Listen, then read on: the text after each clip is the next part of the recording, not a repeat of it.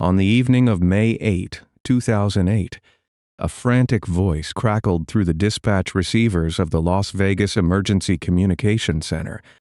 A homeowner named Thomas Randolph reported a terrifying home invasion, stating he had just neutralized a masked intruder who had fatally harmed his wife. First responders arrived at the sprawling residential property to secure a chaotic scene containing two deceased individuals. Randolph painted a cinematic picture of himself as a grieving husband who grabbed his weapon to defend his family from a senseless threat. However, when crime scene investigators knelt in the narrow hallway and pulled the black ski mask off the deceased intruder, a chilling familiarity shattered the entire narrative. The man on the floor was not an anonymous burglar, but Michael Miller, a handyman personally employed by Thomas Randolph. Las Vegas in the mid-2000s offered a sprawling oasis for mature adults seeking perpetual sunshine and fresh starts away from the harsh winters of the North. Sharon Cause embodied that hopeful spirit, emerging as a vibrant woman who had built a comfortable, secure existence through decades of diligent labor and smart financial planning. She resided in a quiet, manicured suburban neighborhood characterized by low stucco walls, wide concrete driveways, and the constant hum of air conditioning units fighting the unforgiving Nevada heat. Her property, a spacious single-story house featuring a recessed entryway and a long central hallway, represented a personal sanctuary of hard-won peace. Sharon possessed a trusting nature, filling her daily schedule with community activities and maintaining a bright hope for enduring companionship in her golden years.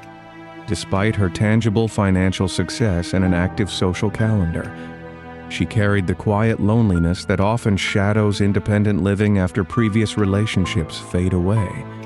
Friends and family members described her as a generous soul who saw only the good in people, a beautiful trait that made her an anchoring presence in her community.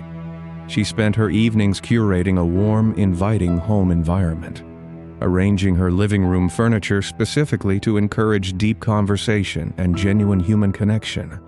She desired nothing more than a dedicated partner to share quiet mornings over coffee and peaceful sunset walks along the cooling desert pavement. Unfortunately, this beautiful vulnerability and open heart acted as a glaring beacon for a predator who specialized in mirroring the exact qualities his targets sought. In 2006, Thomas Randolph entered the life of Sharon Cause with polished charm and an uncanny ability to present himself as the perfect gentleman. He possessed a charismatic demeanor, projecting an aura of attentive devotion that masked his true, calculating nature from everyone in her inner circle. To the outside world, he appeared as a solid, dependable partner ready to embrace the quiet domestic life Sharon so deeply craved. He integrated himself seamlessly into her daily routine, moving his belongings into her well-appointed home and gradually taking the reins of her complex financial affairs. Sharon, overjoyed by the prospect of a lifelong partnership, willingly opened her doors and her bank accounts to the man she believed to be her final true love. However, Randolph harbored a scrutinized, dark history that remained completely hidden from his new bride and her protective family members. He carried the unstated moniker of the Black Widower, a title earned through a chilling pattern of matrimonial tragedies spanning multiple decades and state lines. Prior to meeting Sharon, he had walked down the aisle 5 separate times, leaving a trail of devastation in his wake. Nearly every previous union ended in sudden loss, immense heartbreak for the surviving families, and a substantial financial windfall for Randolph. He moved through life as a social chameleon, shedding his past identities and reinventing himself with each new unsuspecting partner he targeted. The shadows of his past stretch back to 1986, involving the tragic end of his second wife, Becky Galt. She met a sudden fatal end inside their shared residence, an event Randolph immediately attributed to her own overwhelming emotional despair. A subsequent trial took place, but a rigid legal standard regarding circumstantial evidence allowed his defense team to exploit a massive systemic loophole. The prosecution struggled to meet the absolute burden of proof required by the specific jurisdiction, as the state law at the time demanded an insurmountable threshold for cases lacking direct eyewitness testimony. This rigid framework resulted in an acquittal that left seasoned investigators frustrated and defeated. Following the verdict, Randolph collected a massive life insurance payout, securing his freedom and a fortune through an unforgiving flaw in the justice system. The pattern repeated itself in 2004 when his fourth wife Frances passed away under unusual circumstances while recovering from a routine surgical procedure. Before an exhaustive medical investigation could commence, Randolph utilized his legal authority as her spouse to authorize an immediate, irreversible cremation. This swift administrative action destroyed any potential physical evidence, preventing toxicological testing and effectively tying the hands of law enforcement. He collected another substantial settlement, walking away untouched by the authorities who lacked the physical proof needed to challenge his carefully constructed narrative. Sharon Cause remained completely oblivious to this staggering history, allowing a practiced predator to firmly establish his roots within the very walls of her sanctuary. The evening of May 8, 2008 began as an unremarkable Thursday for the couple, projecting the image of a contented pair enjoying a standard weeknight routine. They attended a casual dinner date at a local restaurant, sharing a meal before navigating the glowing neon-lit streets of Las Vegas toward their quiet residential neighborhood. The physical layout of their property required them to park their vehicle in the wide concrete driveway, creating a specific sequence of movement to reach the front door. A short concrete path led from the driveway past a small patch of decorative landscaping to a recessed entryway shrouded in deep evening shadows. Upon arriving at the residence, a subtle but critical shift occurred in their usual routine, setting a sinister plan into motion. Randolph instructed Sharon to head inside first, claiming he needed to remain outside near his vehicle to attend to a minor fabricated task. Sharon, suspecting nothing malicious from her husband, unlocked the heavy wooden front door and stepped into the pitch-black interior of the house. The distance from the heavy front door to the central hallway measured roughly 15 feet, an open expanse of tile and carpet that offered zero cover from anyone waiting in the darkness. As the heavy door clicked shut behind her, she stepped directly into a meticulously coordinated trap designed to end her life. Within moments of her crossing the threshold, the tranquil silence of the neighborhood shattered under the concussive blasts of a high-caliber firearm. According to the official statement Randolph provided to authorities, he heard the commotion from the driveway and instantly rushed toward the residence to protect his wife. He claimed he entered the home, retrieved a registered handgun. He conveniently kept near the entryway for protection and navigated the dark interior toward the source of the noise. His narrative placed him at the edge of the living room, staring down the narrow central hallway leading toward the master bedroom.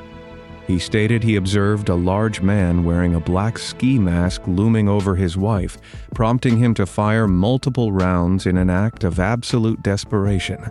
The masked figure collapsed onto the carpeted floor, ending the immediate threat and leaving a devastating scene in his wake. Randolph then located the landline and initiated the emergency call, adopting a frantic, breathless tone to convey the horror of a random home invasion to the dispatcher. He waited on the sidewalk for the flashing red and blue lights of the patrol cruisers to pierce the night, playing the role of the traumatized survivor to absolute perfection. First responders secured the perimeter, treating Randolph with the deep empathy typically reserved for innocent victims of random urban crime. The illusion of a random burglary began to fracture the moment crime scene investigators initiated their preliminary sweep of the interior hallway. The spatial dynamics of the corridor immediately raised silent questions, as the positions of the deceased individuals did not align with a chaotic moving struggle. The masked intruder lay motionless near the entrance of the master bedroom, gripping a specialized firearm that seemed out of place for a standard property theft. A senior investigator knelt beside the figure, peeling back the heavy synthetic fabric of the black ski mask to document the physical features of the assailant. The face revealed under the harsh glare of tactical flashlights sent a shock wave through the responding detective unit and altered the course of the night. The deceased man bore zero physical resemblance to a desperate stranger seeking quick cash or pawnable electronics in a random suburban home. The identification process quickly confirmed his name as Michael Miller, a local transient and handyman whom Thomas Randolph had recently hired for odd jobs around the property.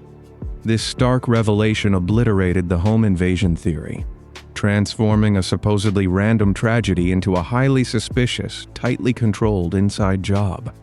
The invisible barrier protecting Randolph's darkest secrets cracked wide open, setting the stage for a sprawling, complex pursuit of the truth. In the crucial hours following the chaotic events of May 8, 2008, Las Vegas detectives initiated a meticulous dissection of the residential crime scene. The primary focus centered on the narrow central hallway, a confined space measuring exactly 36 inches wide and devoid of natural light. Within this restricted corridor, investigators documented the exact positions of the deceased individuals to verify the frantic narrative provided by the homeowner. Thomas Randolph maintained a strikingly flat emotional effect during his initial interviews, displaying a calm demeanor that sharply contrasted with the tragic loss of a spouse. He sat perfectly still in the interrogation room, offering a rehearsed sequence of events without shedding a single tear. His legal defense team quickly mobilized, immediately constructing a formidable roadblock by insisting Michael Miller operated entirely alone in a botched, desperate burglary. This isolated actor theory served as a factual dead end for several weeks, as the initial lack of clear digital evidence forced investigators to manually verify every single claim. Randolph insisted he had no idea why his handyman would target his property, painting himself as the unfortunate victim of a terrible coincidence. Detectives combed through the neighborhood, knocking on doors and checking alibis, finding no external witnesses to confirm or deny the isolated intruder theory. However, the physical reality inside that dark corridor refused to align with the story of a heroic husband repelling a random threat. Forensic specialists returned to the property the following morning to map the fluid impact patterns decorating the drywall of the narrow hallway. By establishing strict spatial string lines from the floor to the ceiling, technicians measured the exact trajectory and velocity of every single droplet present at the scene. Randolph previously claimed he stood near the living room threshold, firing his weapon from a distance of roughly 10 feet away from the masked assailant. The microscopic evidence on the walls told a vastly different, deeply disturbing story regarding the spatial dynamics of the fatal encounter. The forensic analysis of the physical matter indicated the fatal impacts occurred at an extremely close range, completely invalidating the heroic hallway shootout narrative. Furthermore, the positioning of the physical evidence around Michael Miller suggested he was stationary and likely taken completely by surprise when his life ended. Detectives deduced that the handyman did not charge at Randolph in a frantic struggle, but instead fell instantly where he stood. The trajectory analysis proved that the shooter stood just inches away from the target, executing a calculated elimination rather than firing blindly in a panic. This deep forensic procedure systematically dismantled the self-defense claim, transforming the grieving widower into the primary suspect of a deeply orchestrated plot. Investigators realized they were not looking at the scene of a home invasion, but rather a staged environment designed to permanently silence an accomplice, with the physical evidence pointing directly toward deliberate orchestration. Financial investigators began a slow, methodical review of the household assets.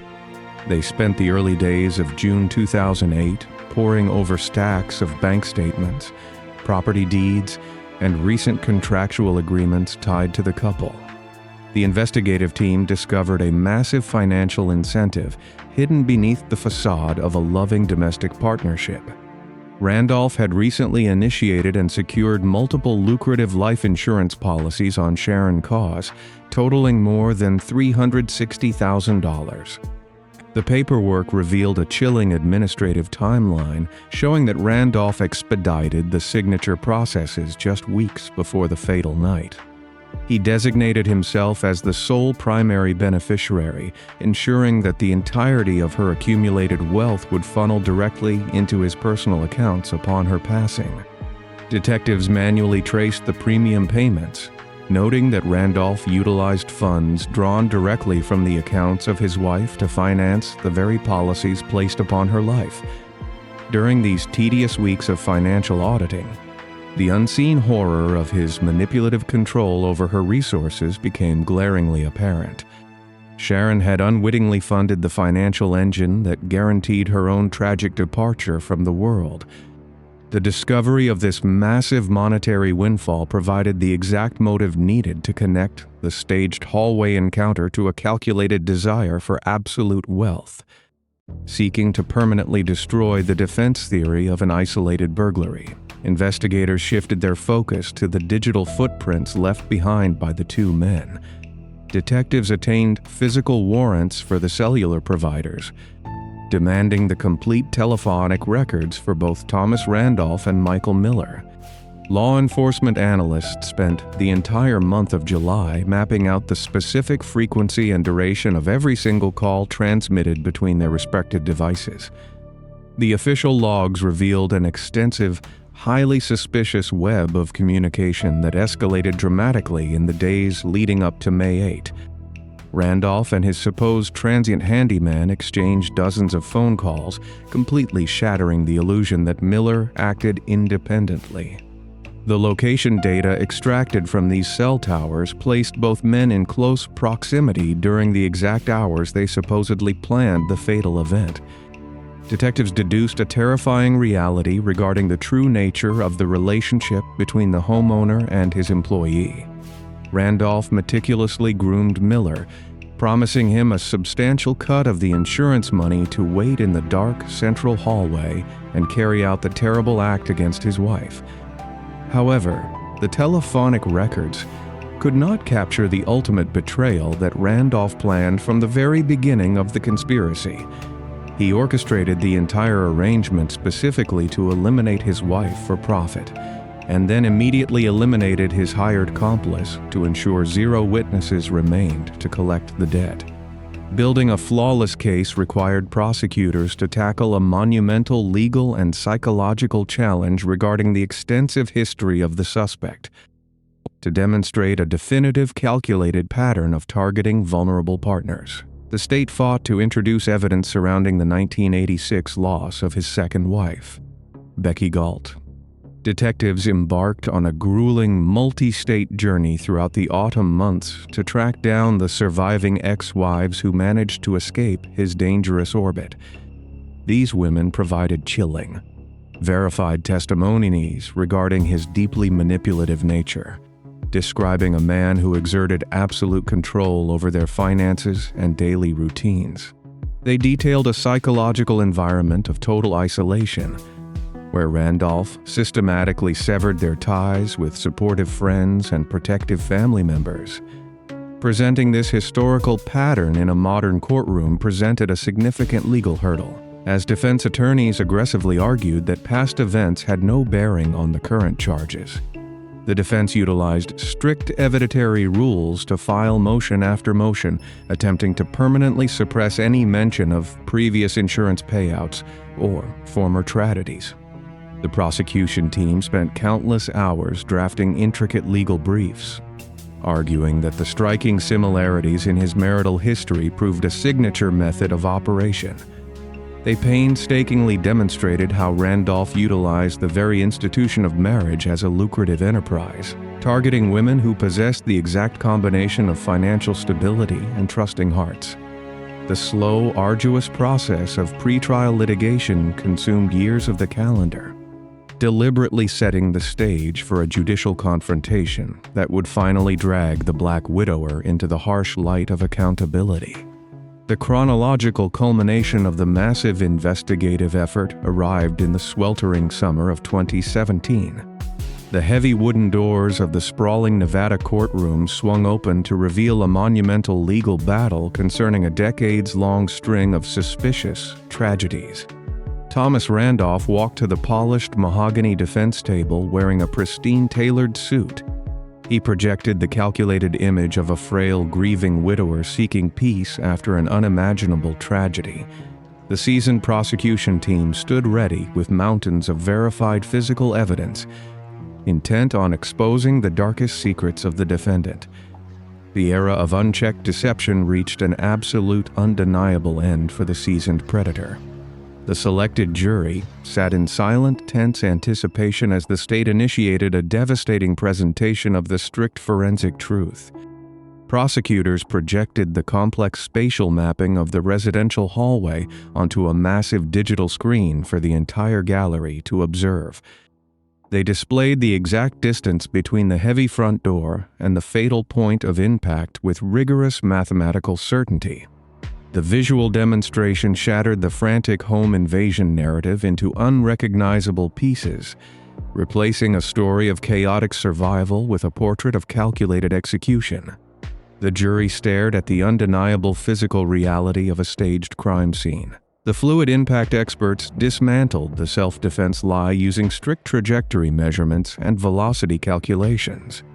The entire foundation of the defense strategy began to crumble under the heavy weight of empirical science. The lead prosecutor stepped toward the wooden rail of the jury box to detail the exact chronological sequence of the May 8 ambush. Randolph positioned the transient Michael Miller in the narrow, dark corridor of the residential property. He instructed the desperate handyman to wait in the pitch-black space with a loaded weapon. Sharon Cause entered her personal sanctuary without a single warning of the impending horror awaiting her in the darkness. The hired accomplice executed the fatal, irreversible order to terminate her life. The complex trap snapped shut as the echo of the first gunshot faded. Randolph waited outside near his parked vehicle, listening for the concussive disruption of the initial firearms discharge. He gripped his own registered weapon and stepped into the quiet residence moments after the initial event. He cornered his hired accomplice in the confined space of the central hallway. Miller expected a massive financial reward for his horrific participation in the domestic plot. Instead, he met a permanent sudden end from the barrel of the man who hired him. Randolph eliminated his co-conspirator to secure the entire $360,000 insurance payout for his own personal accounts. The physical staging of the second body proved the absolute betrayal of the handyman. The sheer cold calculation of the double cross chilled the silent room and mesmerized the attentive jurors. The courtroom endured a staggering realization regarding the true multifaceted nature of the defendant. The state exposed a methodical serial predator hiding in plain sight within the manicured suburban landscape of Nevada. Randolph utilized the sacred institution of marriage as an invisible, massive financial weapon against trusting women. He spent multiple decades operating as a lethal chameleon across various state lines and jurisdictions. The presiding judge permitted the inclusion of the 1986 marital history to establish a clear timeline of exploitation. Prosecutors brought the forgotten tragedy of Becky Galt back into the stark light of a modern legal proceeding. Verified witnesses from the distant past took the solemn oath on the polished wooden witness stand. Surviving ex-wives detailed a consistent, horrifying pattern of psychological torture and profound emotional isolation. They described a controlling monster demanding absolute financial surrender from his vulnerable partners. The captive jury recognized a terrifying, unbroken pattern of calculated exploitation stretching back to the neon era of the 1980s.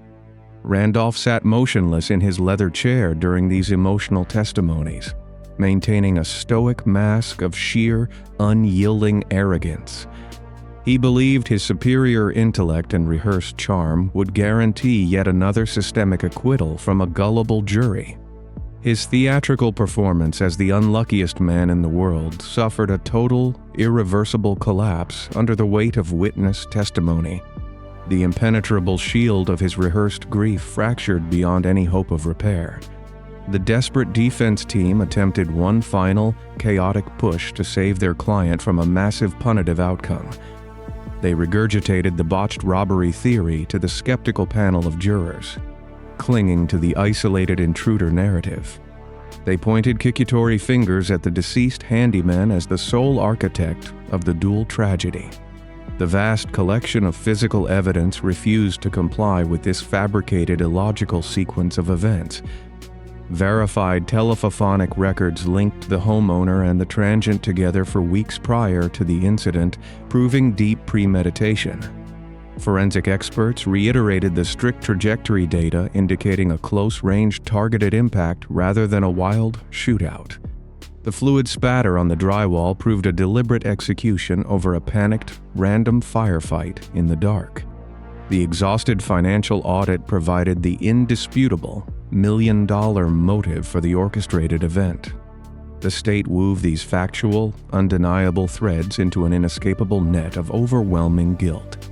Randolph possessed zero logical answers for the glaring contradictions in his recorded statements to law enforcement officials. The exhaustive trial phase reached its definitive chronological end after weeks of intense litigation. The practiced facade of the innocent mourning husband dissolved into absolute nothingness before the eyes of the public. The jury held the absolute terrifying truth in their hands as the bailiff dismissed the gallery. They retreated to the secluded deliberation room to weigh a monumental mountain of verifiable, devastating facts. The massive wheels of moral justice ground forward in the late summer of 2017. The jury returned to the silent courtroom bearing a definitive world-shifting conclusion to the complex legal saga. They spent crucial days reviewing the extensive forensic data and the undeniable historical pattern of domestic exploitation. The selected foreperson stood tall and read the historic verdict into the permanent legal record. The jury found Thomas Randolph guilty of 2 distinct counts of the highest statutory homicide available under Nevada law. They held the arrogant defendant accountable in full for the intentional destruction of Sharon Cause and Michael Miller. The penalty phase of the trial delivered a massive, devastating blow to the calculated predator and his defense team. The state of Nevada sentenced the Black Widower to the ultimate punishment of death for his orchestrated atrocities. He traded his tailored civilian suits for a specialized high-security prison uniform. The surviving family members of the victims experienced a profound wave of emotional relief after years of agonizing uncertainty. Decades of ignored red flags and rigid jurisdictional barriers met a hard, concrete stop inside that courtroom. The convicted predator entered the isolated confines of the state penitentiary to await his final days on death row. The exhausted community believed the dark, decades-long saga had reached a permanent, satisfying close.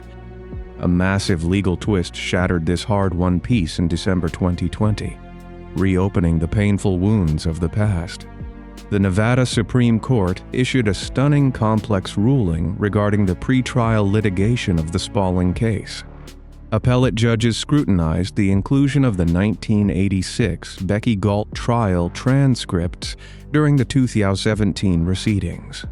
They determined the historical pattern of previous insurance payouts created an improper prejudice against the defendant in the eyes of the jury. The rigid protocol of the state justice system demanded strict adherence to narrow procedural boundaries regardless of the physical evidence. The High Court mandated a complete reversal of the conviction based on this specific, infuriating jurisdictional technicality. The state erased the death penalty and the dual guilty verdicts from the official registry. Randolph exploited a massive procedural loophole to secure a second chance at unimpeded freedom and a brand new trial. The families of the victims endured a fresh, devastating wave of psychological torment and systemic betrayal. They watched the appellate system unravel a flawless forensic victory over a debated interpretation of historical evidence law. The shocking decision forced local prosecutors to prepare for a grueling high-stakes retrial against a confident opponent. The new legal mandate barred the state from mentioning any prior wives or previous financial windfalls. The invisible shield of the justice system protected the predator from the consequences of his own verified horrific history. The monumental retrial commenced in August 2023 under a dark cloud of legal restrictions. Prosecutors faced an immense legal challenge within the confines of the strict new evidentiary boundaries established by the higher courts. They constructed the second case relying on nothing but the strict forensic facts of the Las Vegas crime scene. The state rebuilt the undeniable physical reality of the narrow residential corridor for a brand new panel of jurors. They detailed the close-range impact patterns, decorating the drywall with exacting scientific precision and spatial awareness. They walked the attentive jurors through the staggering telephonic connection between Randolph and his transient handyman. The financial auditors mapped the specific $360,000 insurance windfall tied to the loss of Sharon Koss. The prosecution proved a brutal orchestration without relying on a single past tragedy to bolster their claims. The physical evidence presented a stronger case than any historical pattern of emotional abuse could ever provide. The new jury observed the staggering, illogical contradictions in the timeline provided by the defendant during his police interviews. They saw past the practiced tears and fragile posture of the aging predator sitting at the defense table. The truth prevailed through rigorous modern detective work and undeniable forensic science. The August 2023 jury delivered a second indisputable guilty verdict for the double tragedy. The definitive conclusion of the decades-long nightmare arrived on April 4, 2024. The presiding judge commanded the final sentencing hearing for the 68-year-old predator. The court stripped away any lingering hope of future appeals or undeserved leniency from the legal system. The state sentenced Thomas Randolph to 60 years to life in a maximum security penitentiary for his heinous crimes. The thick concrete walls and heavy iron doors ensured he would never walk free among the public again. The Black Widower lost his ability to charm, manipulate, and exploit trusting souls in search of companionship. The family of Sharon Koss stood tall in the gallery to witness the ultimate triumph of verified justice.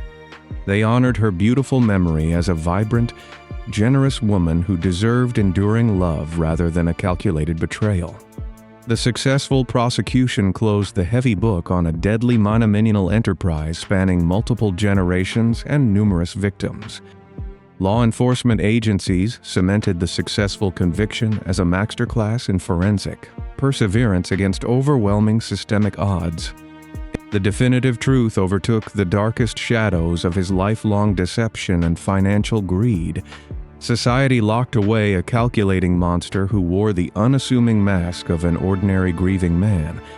The streets of Nevada remained safe from a predator who viewed human life as a mere stepping stone to undeserved wealth.